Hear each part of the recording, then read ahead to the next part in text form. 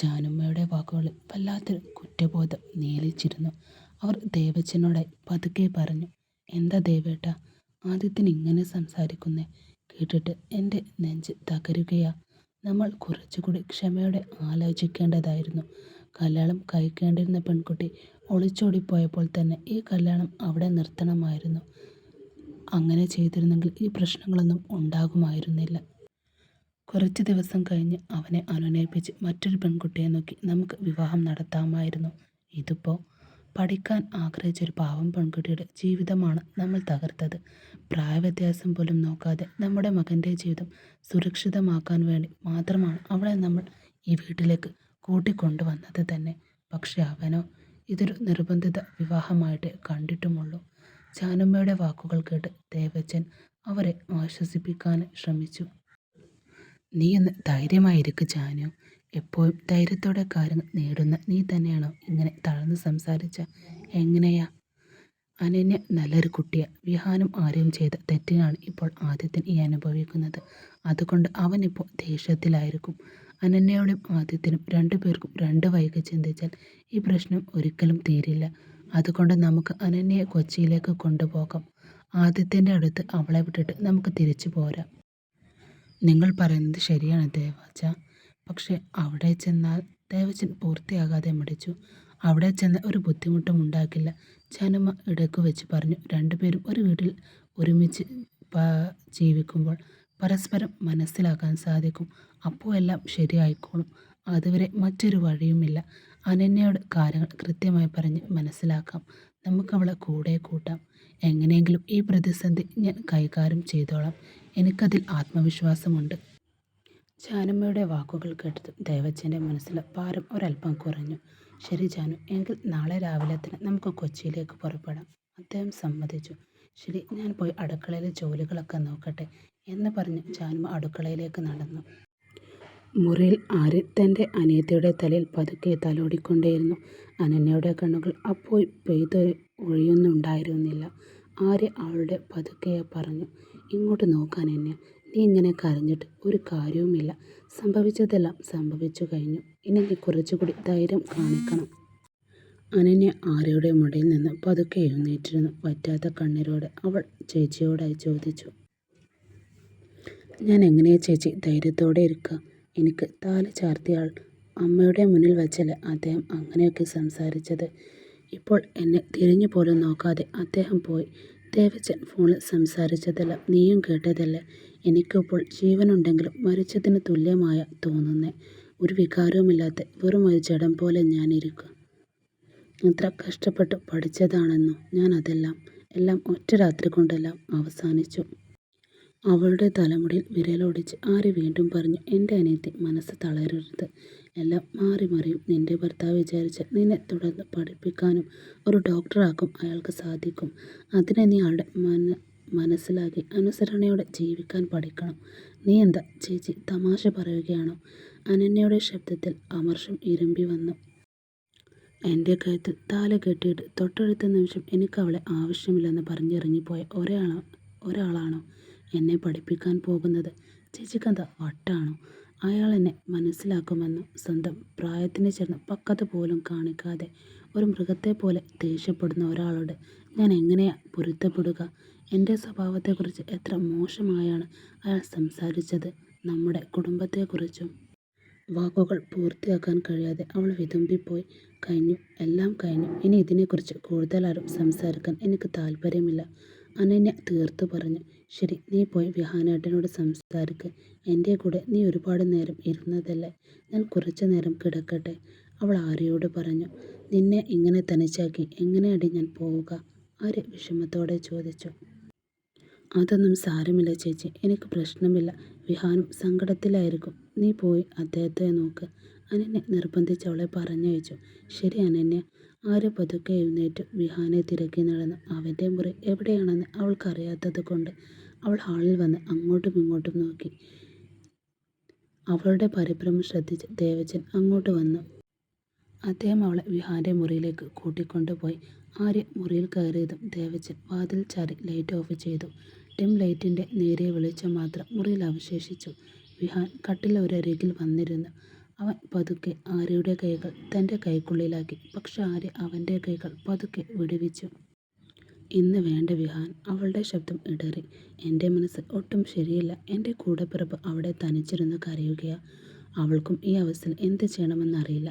നിങ്ങളുടെ ജ്യേഷ്ഠൻ ഒന്ന് ചിന്തിക്കുക പോലും ചെയ്യാതെ അവളെ ഇവിടെ തനിച്ചാക്കി കൊച്ചിയിലേക്ക് പോയി. ഒരു പെൺകുട്ടിയുടെ കഴുത്തിൽ താലി കെട്ടിയിട്ട് അവളെ ഇങ്ങനെ ഉപേക്ഷിച്ചു പോകാൻ അദ്ദേഹത്തിന് എങ്ങനെ തോന്നി? അദ്ദേഹം ആരോടും പറയാതെ കൊച്ചിയിലേക്ക് വണ്ടി കയറിപ്പോയി. വിഹാൻ. അനന്യയുടെ മാനസികാവസ്ഥയെക്കുറിച്ച് അദ്ദേഹം ഒരു നിമിഷമെങ്കിലും ചിന്തിച്ചോ? ഇല്ലല്ലോ. എനിക്ക് വല്ലാത്ത വിഷമമുണ്ട്.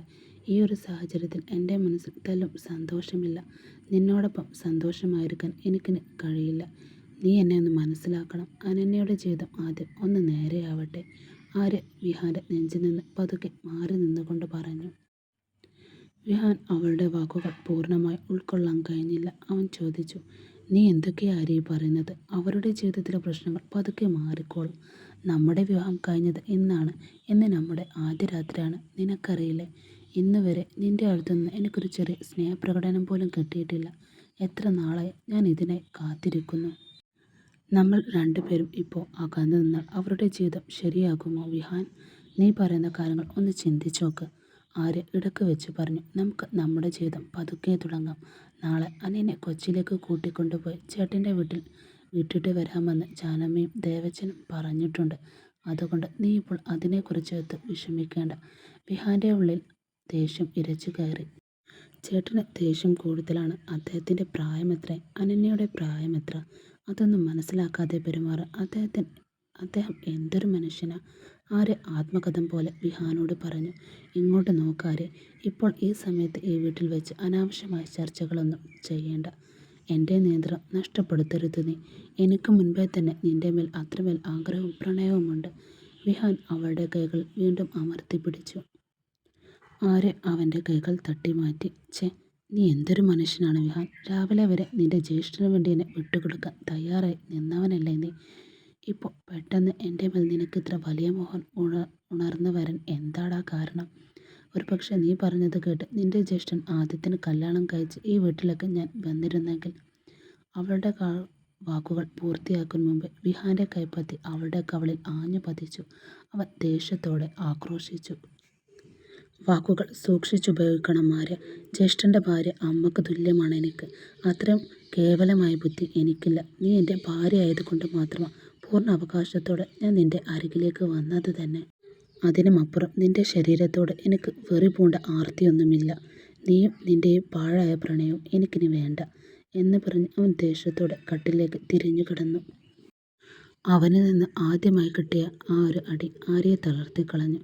അവളുടെ ഉള്ളിൽ വലിയൊരു ഞെട്ടലായിരുന്നു. ജ്യേഷ്ഠൻ്റെ അതേ വാശിയും ശാഠ്യവും അനിയനായ വിഹാനുമുണ്ടെന്ന് അവൾ തിരിച്ചറിഞ്ഞു. അവനെ അനുനയിപ്പിക്കാനുള്ള ശ്രമങ്ങളെല്ലാം ഉപേക്ഷിച്ച് അനിയത്തിയുടെ തകർന്ന ജീവിതത്തെക്കുറിച്ച് അവൾ കട്ടിൽ ഒരു വശത്തേക്ക് ഒതുങ്ങിക്കിടന്നു. അതേസമയം മറ്റൊരു മുറിയിൽ അനന്യ തനിച്ചിരുന്ന് വിതുമ്പുന്നു. ആ നിശബ്ദതയിലേക്ക് ജാനമ്മ പതുക്കെ കടന്നു വന്നു.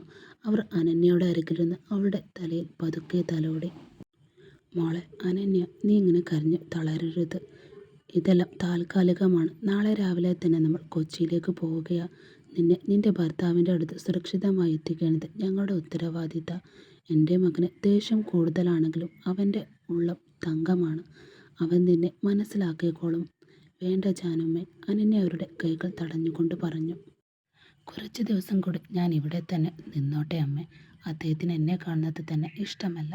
അങ്ങനെയുള്ളപ്പോൾ ഞാൻ അവിടെ ചെന്ന് തനിച്ച് താമസിച്ചാൽ പ്രശ്നങ്ങൾ കൂടുകയുള്ളൂ. എനിക്ക് വല്ലാത്ത ഭയമുണ്ട്. അദ്ദേഹം എന്നോട് ദേഷ്യത്തിലായിരിക്കും. അങ്ങനെ ഇരിക്കട്ടെ. പക്ഷേ എനിക്കൊരു സഹായം ചെയ്തു തരുമോ? എന്താ മോളെ നിനക്ക് വേണ്ടത്? നിന്റെ ജാനുമ്മയോട് നിനക്ക് പൂർണ്ണ അവകാശത്തോടെ എന്തും ചോദിക്കാം, അവർ പതുക്കെ പറഞ്ഞു. എനിക്ക് ചെറുപ്പം മുതലേ ഒരു ഡോക്ടറാണെന്ന് വലിയൊരു ലക്ഷ്യമായിരുന്നു. എന്നെ ഒരു മെഡിക്കൽ കോളേജിൽ ചേർക്കാൻ മാത്രം ജാനുമ്മ സഹായിക്കുമോ? ഞാൻ നന്നായി പഠിച്ചോളാം. ഞാനൊരു ഡോക്ടറായി കഴിഞ്ഞാൽ നിങ്ങളുടെ മകൻ ദേഷ്യമെല്ലാം മാറിക്കോളും. അതിനുശേഷം ഞങ്ങൾ ഒന്നിച്ച് ജീവിച്ചോളാം. തികച്ചും നിഷ്കളങ്കമായി അവൾ പറഞ്ഞു. ജാനുമ്മ അവളുടെ തലയിൽ തലോടിക്കൊണ്ട് പറഞ്ഞു. നീയൊന്നും തെറ്റായി വിചാരിക്കരുത് അനന്യ. നിന്റെ ജീവിതവുമായി ബന്ധപ്പെട്ട ഏതൊരു കാര്യത്തിലും ഇനി നിന്റെ ഭർത്താവായ ആദിത്യനാണ് തീരുമാനമെടുക്കേണ്ടത്. ഞങ്ങൾക്കതിൽ ഇടപെടാൻ കഴിയില്ല. നീ ഇപ്പോൾ ഒന്നും ഓർത്ത് മനസ്സ് വിഷമിപ്പിക്കേണ്ട കുട്ടി. നാളെ രാവിലെ നമുക്ക് കൊച്ചിയിലേക്ക് പോകാം. ഇപ്പോൾ നീ സമാധാനമായി ഒന്ന് ഉറങ്ങ്. അവർ അവൾക്കൊപ്പം കട്ടിലേക്ക് കിടന്നു. അതേ രാത്രി കൊച്ചിയിലെ തൻ്റെ ഫ്ലാറ്റിൽ ആദിത്യൻ ഉറക്കത്തിലേക്ക് വീണിരുന്നു. എന്നാൽ തൻ്റെ വീട്ടിലെ കട്ടിൽ തനിച്ചു കിടക്കുന്ന ആദിത്യന് ആ രാത്രി കടുത്തതായിരുന്നു. കണ്ണുകൾ അടയ്ക്കുമ്പോൾ രണ്ട് പെൺകുട്ടിയുടെ മുഖം മാറി മാറി അവൻ്റെ ഓർമ്മകളിലേക്ക് അവൾ കടന്നു വന്നു. ആ മാനസിക സംഘർഷം താങ്ങാനാവാതെ അവൻ എഴുന്നേറ്റിരുന്ന് തലയിൽ അമർത്തി പിടിച്ചു. അവൻ അറിയാതെ തന്നെ എപ്പോഴോ നേരം പുലർന്നു. പിറ്റേന്ന് രാവിലെ ആദിത്യൻ തൻ്റെ ഓഫീസിലേക്ക് പോകാനായി കാറിൽ കയറാൻ ഒരുങ്ങുമ്പോഴാണ് ഫ്ലാറ്റിൻ്റെ മുറ്റത്തേക്ക് ഒരു ബെൻസ് കാർ വന്ന് നിർത്തുന്നത്. വണ്ടിയിൽ നിന്ന് താഴേക്കിറങ്ങി ആദിത്യൻ ഒരു നിമിഷം അവരെ കണ്ട് സ്തംഭിച്ചു പോയി.